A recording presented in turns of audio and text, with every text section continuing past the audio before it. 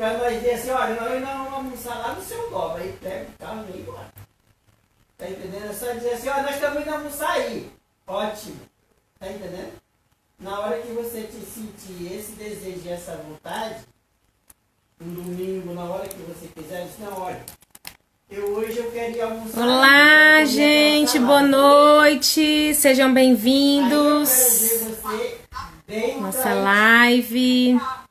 Olha aí a Regininha. Oi, Regina. Seja bem-vinda, companheira. Está nos oferecendo porque o Senhor nosso Deus permitiu. A dona Ana. Oi, gente, boa noite. Sejam bem-vindos aí à nossa live. Vou guardar o pessoal ir entrando aí. Oi, Camila. Tem paz. Seja bem-vinda. Gente, Beca. Olha só. Eli, Vitória. Olá, gente. Boa noite. Sejam muito bem-vindos. Eu continuo me chamando Gleice, continuo sendo uma discípula de Jesus em processo contínuo de restauração, lutando aí com... Ó o Juninho! Ó o Juninho! Lutando aí com várias falhas de caráter, né? Lutando aí com várias limitações. Luto com controle, com a manipulação. Ah, obrigada, dona Ana, tá vendo? E tá natural, viu? É a cor dele mesmo. Lutando aí com uma ansiedade, né, que acaba sendo um pouco também patológica.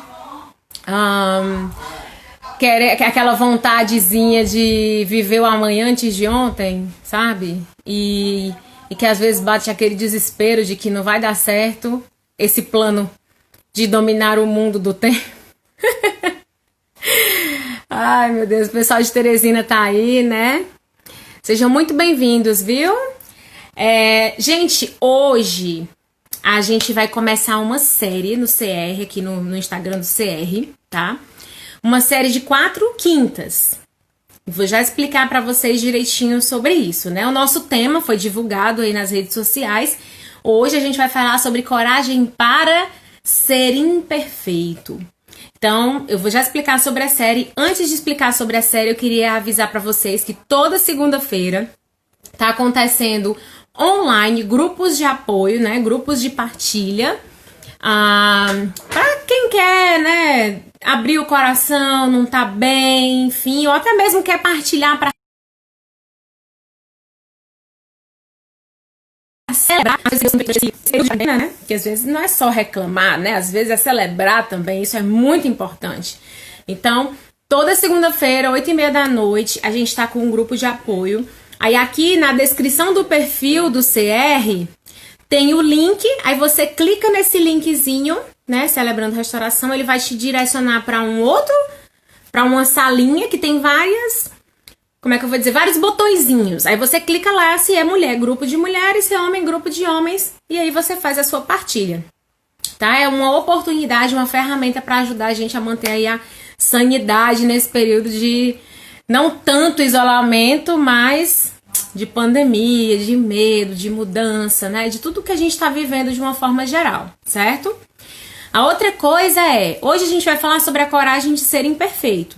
Então, se você conhece alguém que você acha que merecia, ou precisa, ou seria muito bom para essa pessoa ouvir essa live, aqui embaixo tem um aviãozinho. Você pode clicar nesse aviãozinho e encaminhar para o pessoal. Vai ter essa live e tal.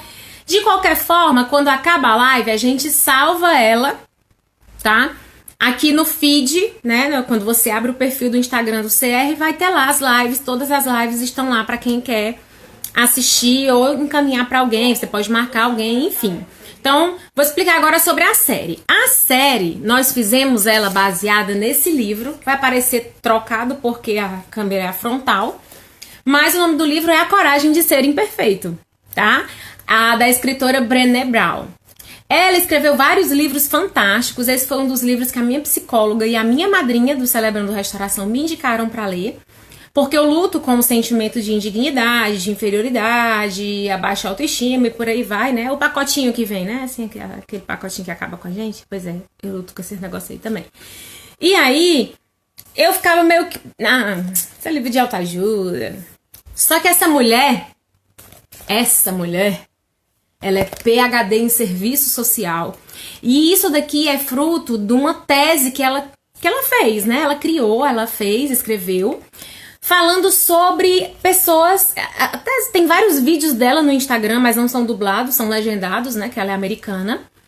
E aí ela fala que as pessoas mais felizes do mundo são as pessoas que são vulneráveis. Então nós dividimos a série em 4 temas. O tema central é coragem para. Então hoje nós vamos falar sobre coragem para ser imperfeito. Na próxima semana nós vamos falar sobre coragem para ser vulnerável. Depois nós vamos falar sobre coragem para vencer a vergonha. E depois nós vamos falar sobre coragem para ousar ser quem eu sou. Ó o Hugo dizendo que leu esse livro.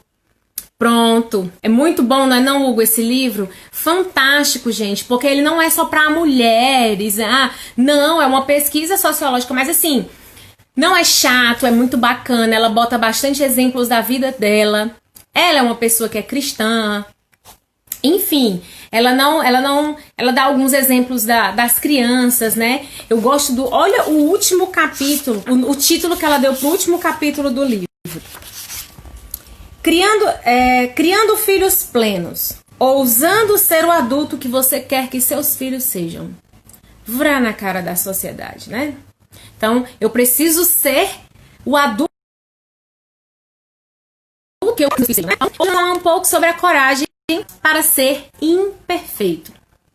Então eu vou começar primeiro definindo o que é ser perfeito. O que é que significa perfeito? O dicionário diz assim, ó, o mais alto nível numa escala de valores. Excelência no mais alto grau. Certo? Agora, o que é ser imperfeito? Preste atenção, viu? O que é ser imperfeito? Qualidade, estado ou condição do que ainda está por terminar. É uma das definições do Aurélio para imperfeição. Vou ler de novo. Qualidade, estado ou condição do que ainda está por terminar. Eu não sei vocês, mas eu acho que isso tem um tomzinho familiar com algo que está escrito em Filipenses 1, verso 6, que diz assim, ó. Tenho certeza de que aquele que começou a boa obra em vocês irá completá-la até o dia em que Jesus Cristo voltar. Não tem, não? Então, nós precisamos mesmo aprender a ser perfeitos em ser imperfeitos. Porque aquele que começou a boa obra em nós vai terminar. Ou seja, imperfeito é aquele que... Entenderam aí, né? Captaram aí a mensagem?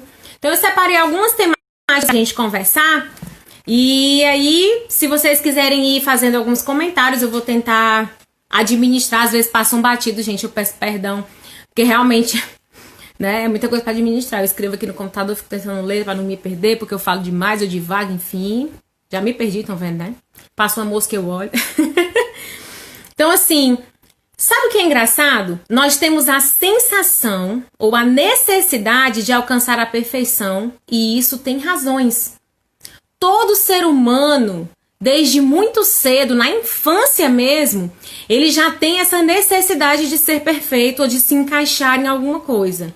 Mas aí, o que é que nós fazemos? Nós desenvolvemos um arsenal, nós desenvolvemos um mecanismo de defesa, nós criamos personagens, nós usamos máscaras. Eu vou dar um exemplo. Na escola. Na escola,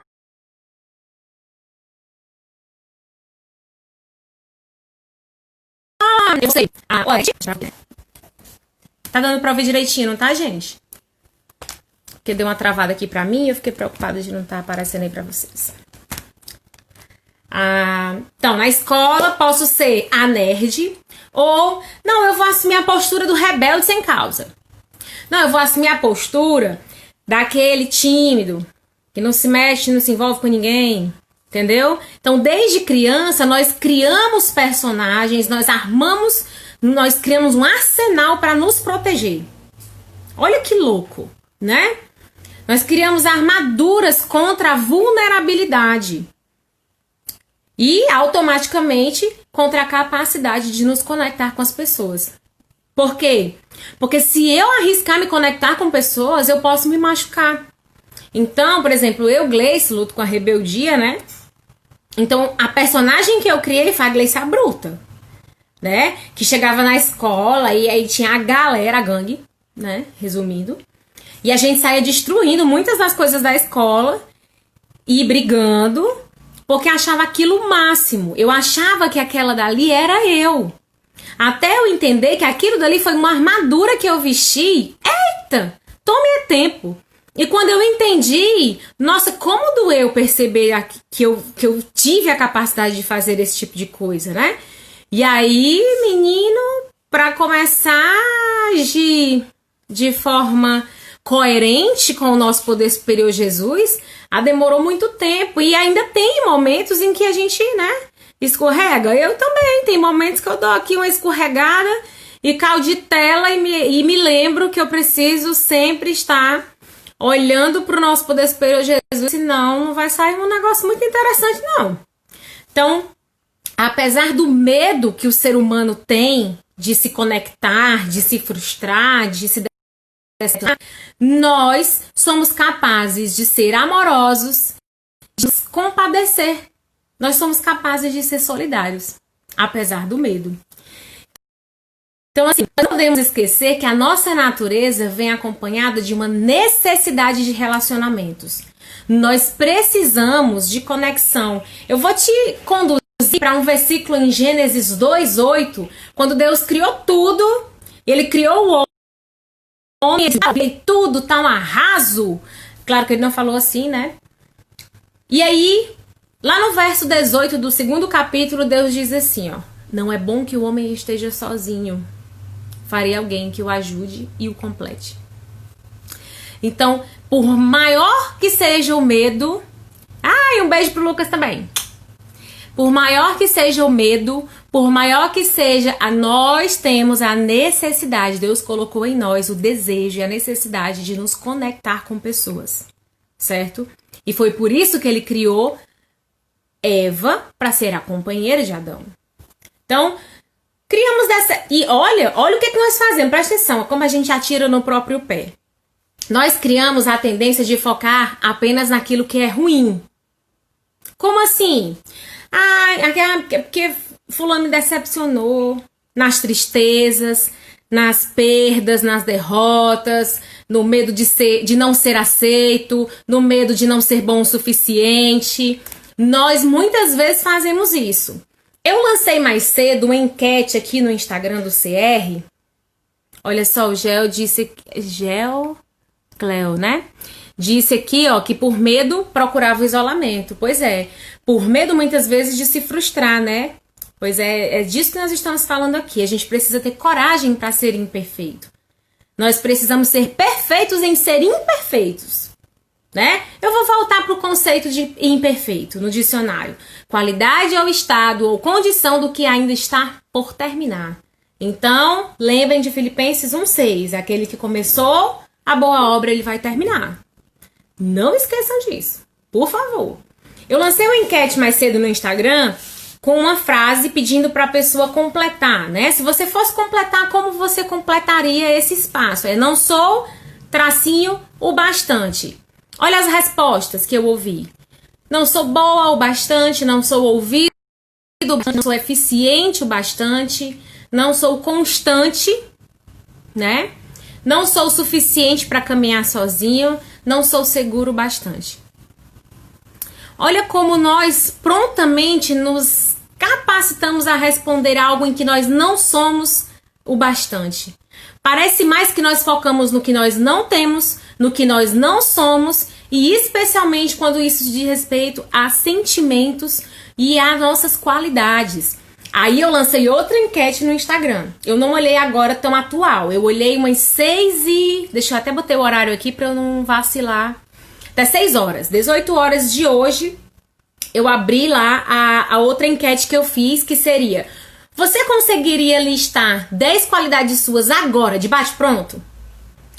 82% das pessoas disseram que não conseguiam. Olha só. Isso é uma coisa séria, porque Deus nos criou nós temos lutas, mas Deus nos deu qualidades. E eu sou uma dessas pessoas que passei muito tempo, a minha psicóloga me fez escrever uma lista de qualidades. E hoje eu caminho com algumas mulheres que elas fazem, eu digo, diga suas qualidades. Aí diz 3. Não. Você vai pensar em algumas posturas. Se você é mãe, quais são as qualidades que eu tenho como mãe? Quais são as qualidades que eu tenho como empresa, como funcionária, né? Trabalhadora, enfim. E os homens? Os homens ainda é mais difícil, porque o homem não... Ele acha que ele não tem tempo pra isso. Nem pra ter vergonha, nem pra ser vulnerável. Então, fico dizendo pra você fazer aí uma lista de qualidades suas, mas não vale menos de 10. Viu, João Paulo? Não vale menos de 10. E aí, até o nosso próximo encontro, vocês vão poder pensar em qualidade, certo? Existe uma coisa que a nossa sociedade tem hoje, que é um conceito do narcisismo. Não sei se vocês já ouviram falar. É baseado no mito de Narciso, né? Na mitologia grega. Então, até que ponto a gente diz muito que a sociedade é narcisista? Ai, olha pro Instagram. O povo posta fotos sorrindo, poses e mais poses e tal. Então, o mundo hoje é um mundo narcisista. Até que ponto isso é verdade?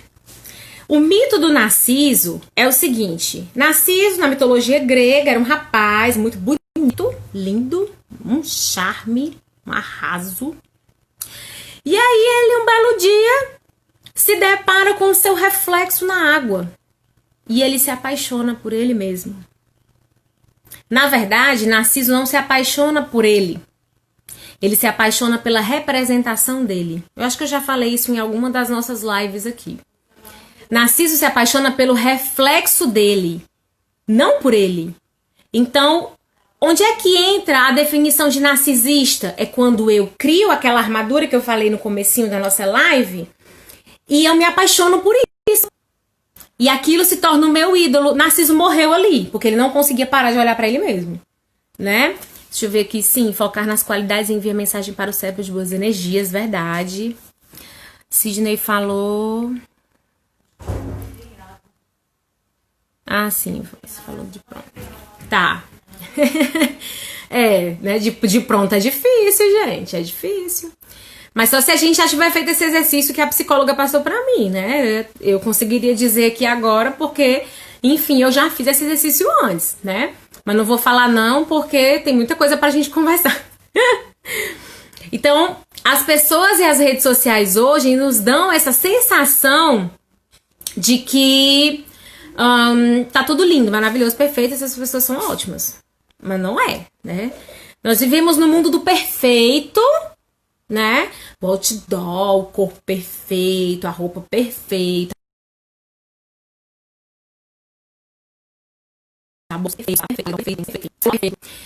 E nós nos definimos pelos números de seguidores, às vezes no Instagram, o número de amigos ou o número de curtidas das nossas fotos. Concordo, João Paulo. Jesus, ele aperfeiçoa todas as nossas qualidades, né? As qualidades ele nos criou e ele que nos deu, né? E só quando nós nos submetemos à sua vontade, ele começa a moldar e essas qualidades começam a se sobressair aos nossos defeitos, né, de caráter. Então, nós precisamos olhar pela ótica da vulnerabilidade para o narcisismo, certo? Então, geralmente, essas pessoas que estão sempre muito sorridentes ou que consideram muito, eu preciso de seguidores, eu crio um TikTok, eu preciso de seguidores, Geralmente essas pessoas, elas fazem de tudo para provar, não é para as outras pessoas, é para elas mesmas, que elas são boas o suficiente, que elas são bonitas o suficiente, que elas são suficientes. Elas precisam convencer a elas mesmas, não é as outras pessoas. Entende? É por isso que essas pessoas criam essas máscaras, essas armaduras, essas personalidades, esses personagens, né? O nível de narcisismo nas redes sociais e nas interações sociais, porque a gente faz isso com os nossos amigos, com os nossos familiares, né?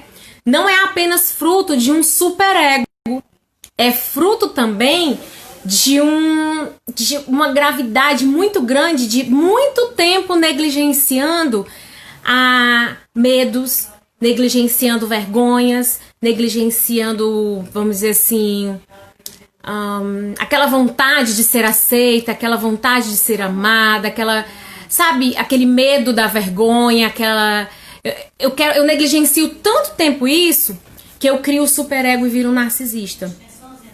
Eu faço uma pós, né? E numa dessas disciplinas que eu tava fazendo, é interessante que fala assim: as pessoas que têm o maior sentimento de inferioridade são as pessoas que mais inferiorizam os outros. Então, que coisa triste, né? Porque eu me sinto inferior, porque eu não quero ser vulnerável, porque eu não sou perfeita, tirando, né, que na cabeça da pessoa ela precisa ser perfeita, eu preciso mostrar para os outros e eu preciso provar, não é para os outros, é para mim que eu sou melhor que eles. E aí entra sentimento de superioridade, aí entra debates, entra vários momentos em que a pessoa fica lá querendo convencer o outro de que ele tem o ponto de vista certo. Então, muitas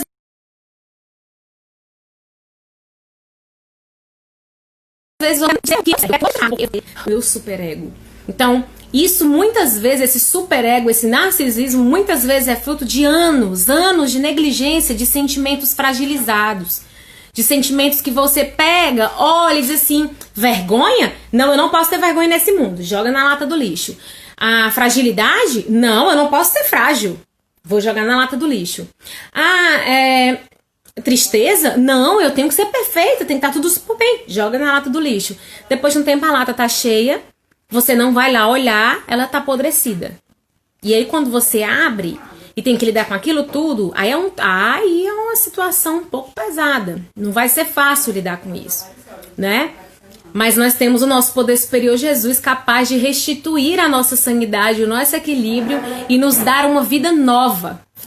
E isso é presente, é graça de Deus. Não existe nada que você ou eu, que a gente faça, que faça Deus nos amar mais ou menos. E isso é graça, gente. Isso é muito precioso. Então, existe em muitas pessoas a vontade de fazer algo importante e de ser algo importante. Mas a gente tem que entender que existe uma diferença bem tênue entre querer fazer algo importante e querer ser extraordinário. Olha a diferença, é o que motiva. Quando eu quero fazer algo importante, não importa o que isso vai acontecer. Se o meu nome vai estar naquilo dali. Eu quero que aquilo aconteça. Eu quero deixar um legado. Eu quero fazer bem para as pessoas. Existe uma diferença em querer deixar algo de legado, em fazer algo importante, ou querer ser extraordinário. É uma linha tênue. Então a gente precisa o tempo todo estar se observando, sondando o nosso coração e perguntando o que tá me movendo ao fazer isso daqui? É ajudar a pessoa mesmo ou é que as pessoas vejam que eu tô ajudando, né? Então, por que será que nós temos tanto medo de ser comuns? Comum, simples, ser humano, filho de Deus. Por quê que a gente tem tanta dificuldade? Já parou pra pensar? A gente passa a vida inteira trabalhando, estudando, correndo pra ser extraordinário? Ou pra ser diferencial? Pra ser o melhor advogado? Pra ser o melhor professor? Pra quê? Qual é o problema de sermos pessoas comuns? Que fazem coisas importantes. Que fazem coisas diferentes. Que fazem a diferença, né? Então, existe também um ponto que eu queria conversar com vocês dentro desse contexto todo, que é o contexto da sociedade onde nós vivemos. Nós vivemos uma sociedade onde eu já falei aqui várias vezes, fala, que é aquela sociedade que se você tentar pegar, ela escorre pelas mãos porque você não consegue, é líquido, não dá pra reter.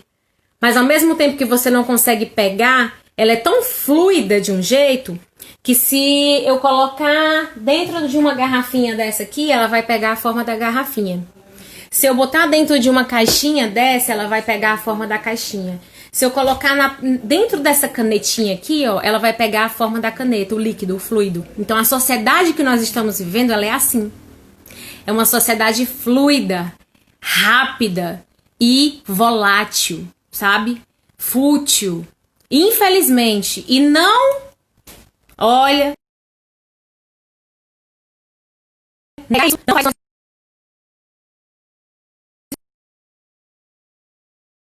existir. Não, isso saiu do nada? Não. Essa sociedade fútil, essa sociedade fluida, essa sociedade líquida que o Bauman fala, né? Transforma amores em amores líquidos, relacionamentos em relacionamentos líquidos. Então enquanto cabe e tá satisfeito, tá ótimo. Mas aí depois a pessoa, eu não gosto mais desse líquido, não. Eu vou derramar e vou botar outra coisa. Então casamentos são desfeitos, relacionamentos de amizade são desfeitos, porque é tudo tão descartável, né? Então, isso surgiu do nada? Gleice, essa sociedade líquida? Não. Ela nasceu de um negócio chamado escassez. Nós vivemos a sociedade e uma cultura da escassez. Tá travando? Melhorou agora? Vocês estão me ouvindo?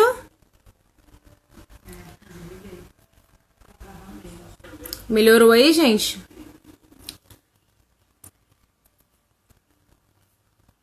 Alguém, please, help me. Ninguém falou ainda não. Tá. Vou falando aqui, tá? Eu acho que tá dando certo. Ah, pronto, melhorou, né? Valeu, João Paulo. Então, aquela que se perde, viu? Tava falando da sociedade da escassez, né? A cultura da escassez. Que diabo é isso, Gleice? Cultura da escassez. É a ideia de nunca ser bom o bastante. É a ideia de nunca ser o bastante. Aí eu não sou bom o bastante, eu não sou perfeito o bastante, eu não sou magro o bastante, eu não sou inteligente o bastante, eu não sou eficiente o bastante, eu não sou seguro o bastante, eu não sou bastante. Essa é a sociedade da escassez. Essa é a cultura da escassez. Então, pra vocês terem uma ideia, a gente já acorda pensando assim, ó. Ai, que noite horrível de sono, eu não dormi o bastante. Aí, antes de botar os pés no chão, tá assim, rapaz, eu não sou adequado. Eu sou cheio de defeito. Eu não sou um bom profissional, eu não sou... Não, é ruim. Aí nós passamos o dia todinho trabalhando, achando que nós fizemos, não foi o bastante. Aí chega em casa pensando no que não foi feito. Aí cantando a ladainha do que ficou por fazer. Aí você deita com essa ladainha entoando na tua cabeça. Ah, eu devia ter feito isso, eu devia ter feito isso. Não foi o bastante, não foi o suficiente. Aí você não dorme. Aí acorda com o mesmo sentimento de que não dormiu bastante. E vira um ciclo. Albert Einstein chama isso de insanidade. Né? E nós no CR falamos muito sobre isso. É fazer a mesma coisa achando que um resultado diferente vai acontecer. Mas eu tô num ciclo vicioso e dependente. É um ciclo vicioso. Que se alguém botar um pedacinho de pau pra interromper, aí eu desando todinho. Eu desando todinho porque mexeu na minha rotina, porque perfeccionistas que o digam, né? Eu me identificando aqui, né? Então, essa é a ideia que nós temos. Só que a nossa oração ao deitar, ao invés de ser a ladainha do que ficou por fazer, deveria ser a oração do salmista. Olha só. Muitos dizem: quem nos mostrará o bem? Que a luz do teu rosto brilhe sobre nós, Senhor. Tu me destes alegria maior que a daqueles que têm fartas colheitas de cereais e vinhos novos. Em paz me deitarei e dormirei, pois somente tu, Senhor, me guardas em segurança. Olha só, hein? Que a nossa oração não seja o que a gente deixou de fazer, mas que seja: em paz me deitarei e dormirei. Pois tu, Senhor, me guardas em segurança. Somos suficientes, né? A cultura da escassez é o problema do nunca ser o bastante. Nós gastamos tanto tempo dizendo assim, ó, eu não tenho tempo. Olha o tanto de tempo que a gente perde dizendo que não tem tempo, entendeu? Que não vai dar tempo. que queria ter tempo, que nunca vai ter tempo, que a gente perde esse tempo. E aí a gente devia pensar um pouquinho nas palavras de Salomão, quando ele foi lá em Eclesiastes reclamar. Salomão, ele pediu a Deus sabedoria. E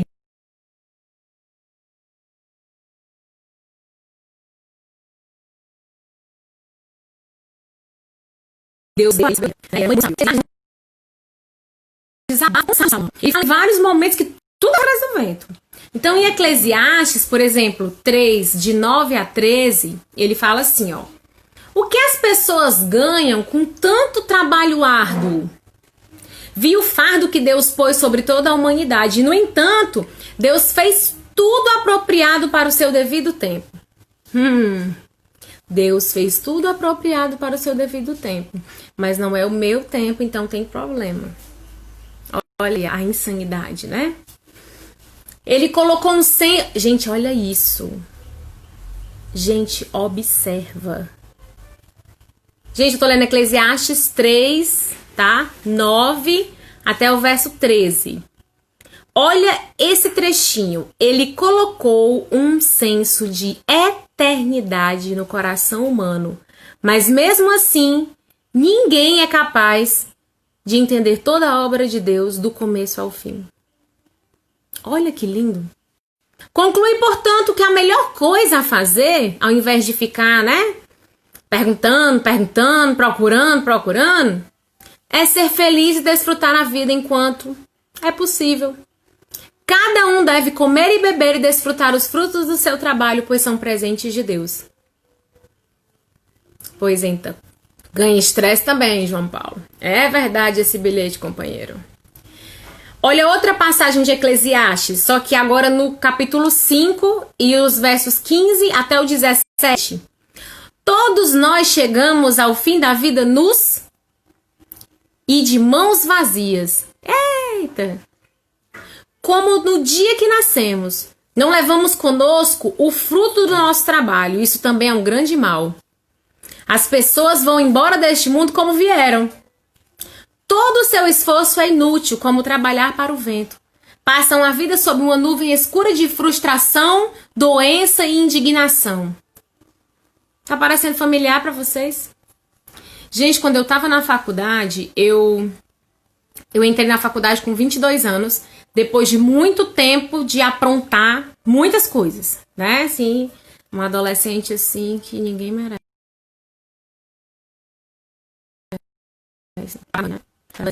De tudo. Eu nunca neguei pra eles. Pra vocês terem uma ideia, eu era adolescente que matava a aula, chegava e falava assim, ó, olha, eu não fui pra aula, eu fui beber cachaça.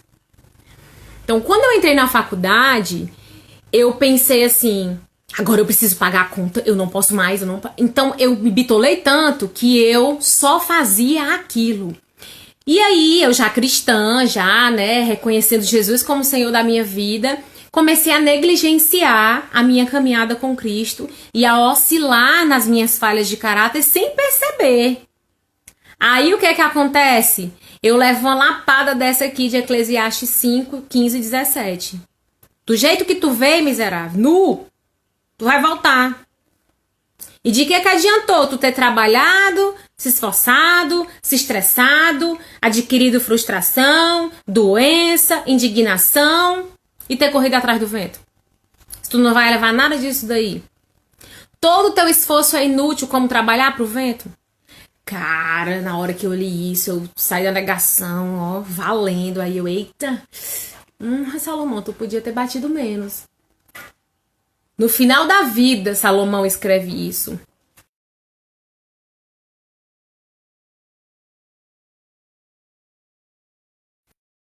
Ele estava num nível tão hard que ele conseguiu escrever isso daqui no fim da vida e deixar essas pérolas para nós.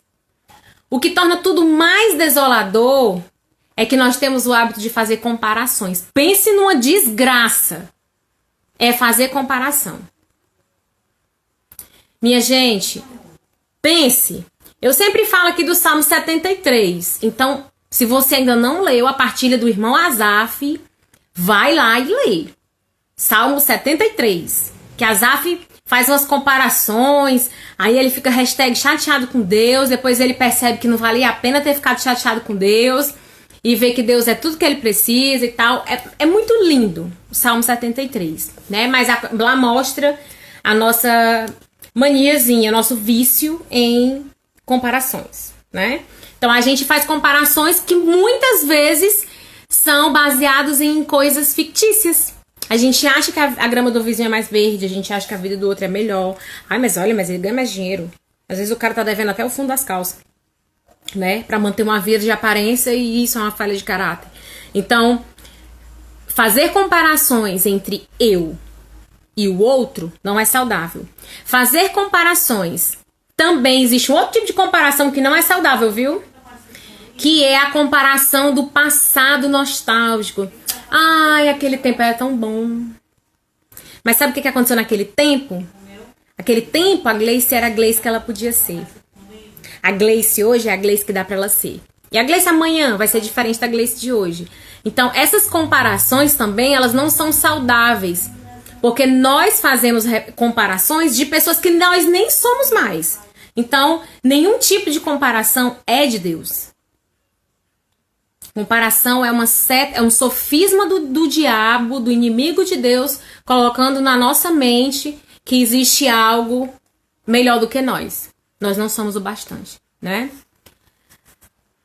João Paulo, mas só Jesus reflete a melhor imagem de nós. É verdade, você tem razão. Tô olhando aqui os comentários de vocês, tá, gente? O que mais que eu tinha pra falar? Essa nostalgia. Essa cultura da escassez, né? Como eu falei, ela já não surge do nada, ela surge de acúmulos de problemas e tal. E essas básicas que essa cultura da escassez, que é do eu não sou suficiente, ela traz pra gente. Uma delas é a vergonha. Eu tenho vergonha de falar, eu tenho vergonha de ser pobre, eu tenho vergonha de... Porque todo mundo tem um tênis melhor que o meu.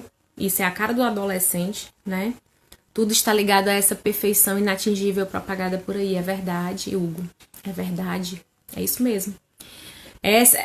De novo, nós temos que ser perfeitos em ser imperfeitos. Porque aquele que começou a boa obra em nós vai terminar. E no dia que ele estiver terminado, a gente já tá lá.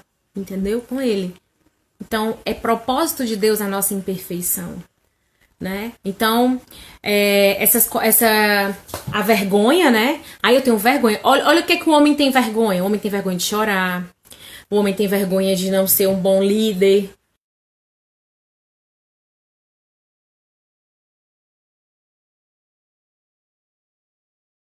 O homem tem vergonha de não feito. Eu não vou nem mostrar a minha não. Horrível que eu tô com vergonha. Vou mostrar, porque eu sou dessas. Tudo torta.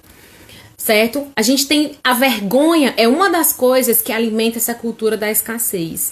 A outra coisa é a comparação, que a gente acabou de falar. E a vergonha a gente vai abordar melhor na terceira live sobre dessa série, certo? E a desmotivação é o terceiro ponto que alimenta essa cultura da escassez, que é aquela velha sensação que a gente tem de rapaz, eu não vou tentar não, porque não vale o risco. Não vale o risco não. Vai que eu tento e aí eu caio de tela no chão e não dá certo. Não quero tentar não. Então a gente é uma outra coisa que alimenta essa cultura da escassez. E como é que nós podemos fazer para mudar isso? Gente, hoje vocês estão só dizendo amém. Só o João Paulo que tá falando aqui, mais o Hugo. Vocês não tem pergunta não, vocês não interagem mais eu. Gente, chega, eu apertei uma coisa errada. Vocês têm pergunta não? Vocês estão tudo só no amém. Tem não, pergunta não. Estão tudo coisado vocês hoje. Estão tudo chocado com o assunto, é? Não acredito. Então, vou continuar aqui, tá bom? Se você tiver aí uma pergunta, faz aí a pergunta ou faz aí a colocação, que na medida do possível eu vou tentando aqui administrar, ler e responder, né? E o que nós podemos fazer com tudo isso? Né? Ficar doido, Gleice? Sofrer, chorar, sentar no chão e dizer, por favor, Jesus, seja carinhoso comigo. Não, nós podemos, enquanto nós não tivermos coragem de recuar e de dizer assim, rapaz, eu vou meter as caras, eu vou lutar pelo eu acredito, eu fiz, eu acredito que eu perdoado, eu acredito, enfim. Enquanto nós não fizermos isso, nós vamos ter a cultura da escassez como modus operandi. Tudo que eu vou fazer, eu vou achar que não tá bom o suficiente. Tudo que eu disser não vai ser suficiente. Então, é necessário que a gente arregace as mãos e diga assim, rapaz, é o seguinte, eu vou lutar pelo que eu acredito e eu acredito. Eu posso não sentir que eu sou um filho amado de Deus, mas eu sei. Então eu vou lutar pelo que eu acredito. Eu vou atrás da imago Dei que habita em mim. Em algum momento eu vou achar. Porque tem um pedaço de Deus em nós. Né? Eu já falei isso aqui numa live. Existe algo de irremediavelmente humano em nós, mas existe algo de irremediavelmente divino. Fomos feitos à imagem e semelhança de Deus. A imagem e semelhança de Deus nós fomos feitos. Olha aí as cores melhorando. A Vitória botou aqui. Quando caímos na comparação, deixamos de ser quem Deus nos chamou para ser. A beleza no diferente, na singularidade. Perfeito, Vitória. Numa das lives que eu falei aqui, eu digo assim, nada... Para uma árvore, né? Para uma árvore, nada glorifica mais a Deus do que aquela árvore ser uma árvore. Para o ser humano, nada glorifica mais a Deus do que nós sermos seres humanos. Para Gleice, nada glorifica mais a Deus do que eu ser a Gleice. E se eu não sei quem eu sou? Pois começa a ir atrás e descobrir quem você é. Para que você glorifique a Deus sendo quem Deus te criou para ser. Com as suas qualidades e com os seus defeitos. Lutando um dia de cada vez, dependendo do poder superior, entregando a vida e as vontades. A vontade de dar na cara de um, a vontade de ir no trânsito, um me dá um cotoco. Né? Se você não é daqui, né, do Ceará, não sei se você sabe o que é o cotoco, é o dedo do meio, o dedo médio, aquela cena feia que a gente faz, né? Lutar, aquela vontade de descer o vidro e... né? Foi censurado aqui.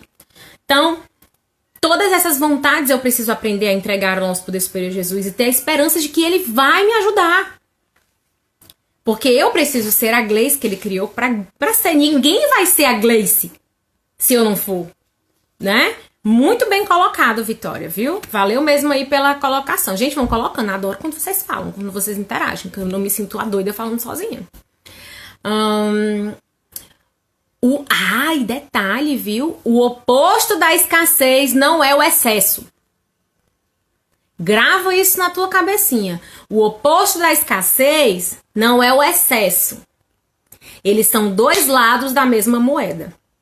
O oposto da escassez é o suficiente. Ou seja, eu não preciso ser muito e eu não preciso ser pouco. O que eu preciso ser suficiente. E nós precisamos compreender que nós somos suficientes.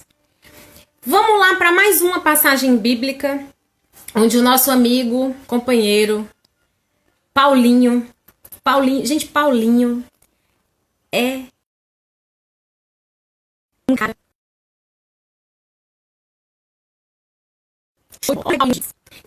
Portanto, eu vou dizer a citação aí, se você quiser acompanhar. 2 Coríntios 12, de 7 a 10.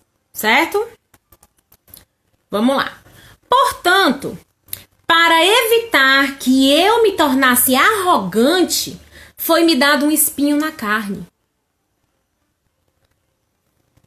Você entendeu por que você tem falha de caráter? Pois então, para que nós não nos tornemos arrogantes. Portanto, para evitar que eu me tornasse arrogante, foi-me dado um espinho na carne, um mensageiro de Satanás para me atormentar e impedir qualquer arrogância. Em 3 ocasiões, supliquei ao Senhor, quem de nós nunca suplicou, né? Que o removesse. Senhor, tira de mim essa ansiedade. Senhor, tira de mim essa codependência emocional. Senhor, tira de mim esse vício em pornografia, esse vício em drogas, essa compulsão. Senhor, pelo amor de... Paulo pediu 3 ocasiões, eu supliquei ao Senhor que removesse, mas olha o que Deus disse para Paulo. Minha graça é tudo o que você precisa. O meu poder opera melhor na fraqueza. Portanto, agora fico feliz de me orgulhar de minhas fraquezas, Paulo falou. Para que o poder de Deus opere por meu intermédio. Por isso aceito com prazer fraquezas e insultos, privações, perseguições e aflições que sofro por Cristo. Pois quando sou fraco, então é que sou forte. Compreendeu? Captou? Paulo pediu, como eu, chorei noites a fio pedindo a Deus para me livrar das minhas falhas de caráter, para me libertar desses espinhos na carne, né? Mas Deus muitas vezes não tira, ou ele tira um e me liberta de um e vem outro, mas sempre há algo que vai nos lembrar que nós não podemos ser bons o suficiente, nós não podemos ser bons o bastante. Né? Não é que nós não podemos ser bons o bastante. Nós não podemos ser extraordinários, nós não vamos ser perfeitos. Mas nós também não somos nada. Por quê? Porque o poder de Deus se aperfeiçoa na sua fraqueza. É quando eu sou fraco, é que eu sou forte. Por quê? Porque na fraqueza do meu ser é que vem o poder de Deus. A melhor ferramenta contra a sociedade e contra a cultura da escassez é um negocinho, um palavrão chamado vulnerabilidade. E é engraçado, gente, a próxima live vai ser sobre, né, coragem para ser vulnerável. A próxima live que a gente vai fazer dessa série vai ser sobre vulnerabilidade. E é interessante que todas as vezes que se fala sobre vulnerabilidade, as pessoas têm uma tendência a dizer assim, ó, pessoas em situação de vulnerabilidade se tornou algo negativo, sabe? Algo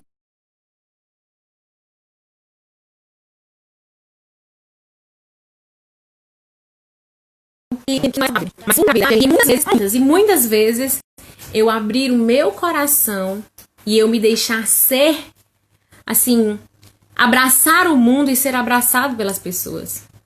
É eu mostrar quem eu sou, sendo que muitas vezes nem eu quero ver. E tem uma máxima no CR, né, que a gente sempre fala: enquanto a minha reputação for mais importante que a minha restauração, não vai acontecer restauração. Por quê? Porque, gente, nenhum de nós nasceu perfeito. Nós somos imperfeitos. Mas é nessa imperfeição que a graça de Deus se manifesta.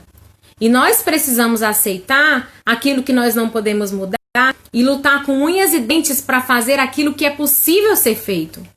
Não dá pra gente se fazer de doida assim, né? Se fingir de morto ou fazer egípcia. Não. Oi, Ritásia. Beijo. Nós precisamos entender que essa vulnerabilidade, ela é uma ferramenta poderosa contra essa cultura da escassez. Essa cultura que diz que a gente não é suficiente para nada, que a gente não é bom para nada. E, gente, olha quantas pessoas, jovens, adolescentes, mulheres casadas, acham que não são boas o bastante. Eu digo mulheres porque eu acompanho mulheres. Mas homens também. O cara cai na ira, o cara luta com a ira. Aí ele cai na ira, aí pronto. Ah, eu sou um desgraçado. Eu sou um condenado ruim. Não, você é um ser humano com características boas, com características a melhorar, né? São as nossas falhas de caráter. E que a gente precisa entender que nós nem podemos ser demais para um lado e nem demais para o outro. Então nós precisamos ser suficientes, a graça de Deus precisa nos bastar, né? Então, por quê? Porque nós somos filhos e filhas amadas de Deus, porque nós somos filhos e filhas perdoadas e perdoados por Deus, né? Tem uma passagem em Romanos, eu vou ler Romanos 8, né? Eu vou ler o 35, mas aí depois eu vou fazer uns saltos, certo? Gente, hoje vocês estão tudo tão caladinhos, assim, não estão perguntando, tão... Eu tô achando até que a live tá toda travada aí, que vocês estão tudo quietinho. Ó, Romanos 8, vou começar do 33, certo? Lá vai, presta atenção. Quem se atreve a acusar os escolhidos de Deus? Ninguém, pois o próprio Deus nos declara justos diante dele. Quem nos condenará então? Ninguém, pois Cristo Jesus morreu e ressuscitou e está no lugar de honra à direita de Deus, intercedendo por nós. O que nos separará do amor de Cristo? Serão aflições ou calamidades? A pandemia? Perseguições ou fome? Miséria, perigo ou ameaças de morte? Agora eu vou pular para o 38. Estou convencido de que nem morte, nem vida, nem anjos, nem demônios, nem o que existe hoje, nem o que virá no futuro, nem poderes, nem altura, nem profundidade, nada, olha, nada, em toda a criação, jamais poderá nos separar do amor de Deus revelado em Cristo Jesus, nosso Senhor. Você entendeu que nada vai nos separar do amor de Cristo, do amor de Deus revelado pelo sacrifício de Cristo? Nós fomos perdoados. Nós precisamos fazer a oração de Paulo, né? Apesar de que nós podemos sim pedir para Deus, Senhor, tira isso de mim, Senhor, por favor, me liberta, né? Paulo fala, supliquei ao Senhor em 3 ocasiões diferentes, mas Deus disse, a minha graça é. Então eu digo para você, a graça de Deus te basta, a graça de Deus basta para mim. Tá vendo aquele espelho bem ali, ó? Muitas vezes ao longo do dia eu vou na frente dele e digo, Gleice, a graça de Deus te basta. Porque é só isso. Porque na minha fraqueza, ele é a força. Porque no fundo do meu poço, ele é a mola. Porque tem um salmo, né, que fala, Senhor, para onde fugirei da tua presença? Se eu fizer a minha cama no mais profundo abismo, ainda assim tu lá estás. Não adianta.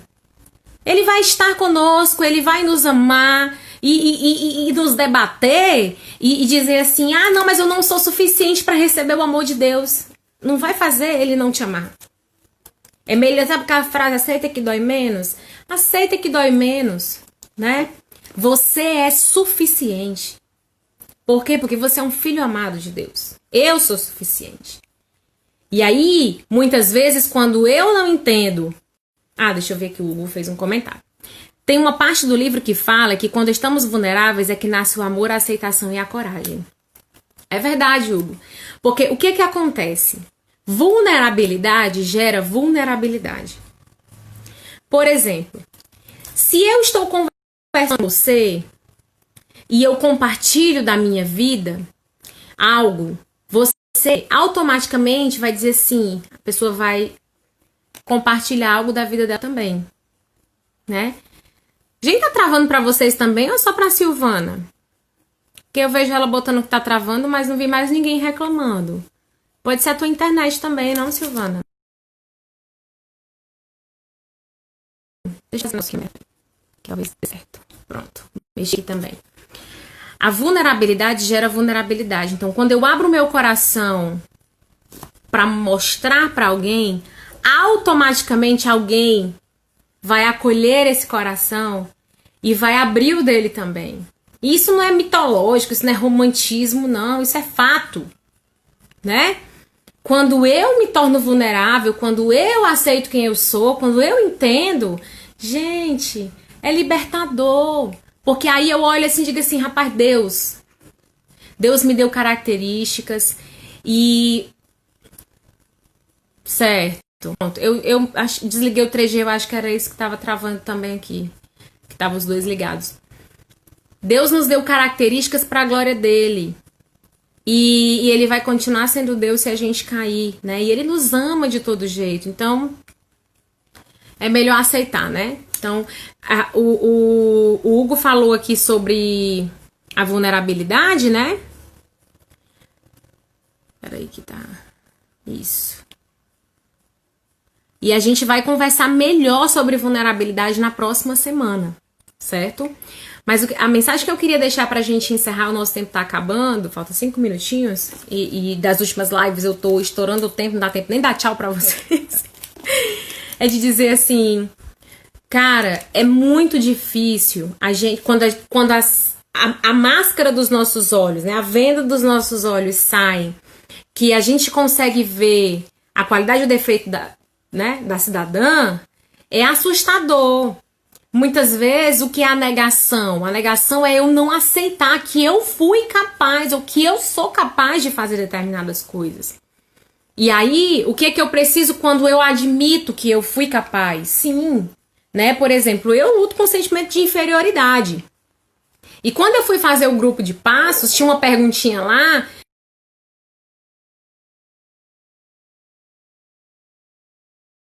Que eu respondi assim, aí eu fui e fiz tudinho, né? Quando chegou na hora de dar o nome, o que era a falha de caráter? Eu gostava de ficar debatendo com as pessoas e fazer com que elas perdessem o debate. Eu queria provar que eu estava certa. E quando eu cheguei na parte do deu nome para essa falha de caráter, era o quê? Sentimento de superioridade. Aí deu um curto-circuito. Porque o primeiro era sentimento de inferioridade e superioridade. Sabe, eu já falei aqui sobre o efeito estilingue. Eu sou tão inferior, tão inferior, tão inferior, tão inferior, e eu puxo estilingue. Tão inferior, tão inferior. Quando eu solto, eu sou super superior. Então, narcisistas, aquelas pessoas que têm aquele nariz empinado, aquele ego inflamado, muitas vezes são atribuídos a intelectuais, pessoas que estudam muito, elas gostam de ficar lá debatendo e tal, no orgulho, na soberba. Você olha, você vê assim o orgulho escorrendo pelos beiços aqui, assim, ó, no queixo. Muito daquilo dali é a cultura da escassez. Ali, às vezes, é um menininho que foi maltratado, que vestiu a armadura do nerd e que se tornou aquela pessoa. E eu tô dizendo isso porque eu sou essa pessoa. Que é tão ferida, gente. Pessoas feridas ferem. Porque o que acontece com um bicho acuado? Se ele levar uma espetada, ele ataca para se defender. Então, pessoas feridas ferem. O que é importante na nossa jornada de restauração hoje entender? É importante a gente entender que enquanto nós não tratarmos as nossas feridas, nós podemos sair sangrando em cima de quem não tem nada a ver com isso, né? Então, assim, olhar, conhecer, aceitar. Oi, Edilene, de Maceió, bem-vinda aí. Enquanto nós não aceitarmos que nós estamos com feridas abertas e que nós precisamos de tratamento, que nós precisamos de ajuda, que nós precisamos ser vulneráveis, que a gente vai ver na próxima semana, né? É super importante. Agora, claro, a gente vai ver também que não é para qualquer pessoa que você vai se abrir, né? Ah, então eu vou andar aqui, né, Gleice, para ser vulnerável? Então eu vou ser vulnerável. Eu vou sair na rua aqui e vou sentar do lado do mendigo e vou contar pra ele a minha vida todinha. E o mendigo vai olhar pra cara dele e vai dizer assim, oi?